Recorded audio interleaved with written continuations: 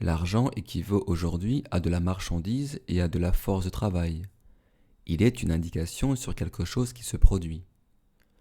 Si l'on passe de la pure abstraction à la réalité, si l'on songe lorsqu'on paye quelqu'un avec 10 billets de 100 marks, qu'avec ces 10 billets on fait passer de la main à la main l'équivalent du travail d'un certain nombre de personnes, que ces billets renferment le pouvoir d'obliger tel nombre de gens à travailler, alors on est déjà en plein cœur de la vie, avec toutes ses ramifications et toutes ses impulsions. Alors on ne s'arrêtera plus à la pure abstraction, à l'abstraction machinale que représente un paiement en argent. On se demandera au contraire, qu'est-ce que cela veut dire quand je fais passer d'une main à une autre 10 billets de 100 marks, lesquels supposent que tant d'êtres humains ayant une tête, un cœur et une raison sont contraints de travailler. Que signifie cet acte? En fin de compte, seule une considération spirituelle de la chose répond à une telle question.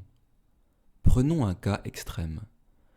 Supposons que quelqu'un, sans se donner lui-même aucun mal pour l'humanité, ait de l'argent. Ce cas existe sans doute et je veux m'y arrêter. Donc, quelqu'un a de l'argent sans se donner aucun mal pour l'humanité. Pour cet argent, il achète quelque chose. Il est même en mesure de se construire une vie tout à fait agréable parce qu'il possède cet argent, lequel renvoie à une certaine force de travail humain. Certes, cet individu n'est pas pour autant mauvais. Il peut être quelqu'un de très bon et même de très zélé, car souvent on n'a pas le discernement de la structure sociale. On ne s'intéresse pas à ses semblables, c'est-à-dire à la véritable structure sociale.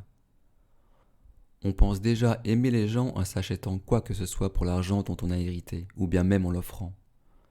Mais lorsqu'on l'offre, on ne fait rien d'autre que de faire travailler un certain nombre de gens pour celui auquel on offre l'argent.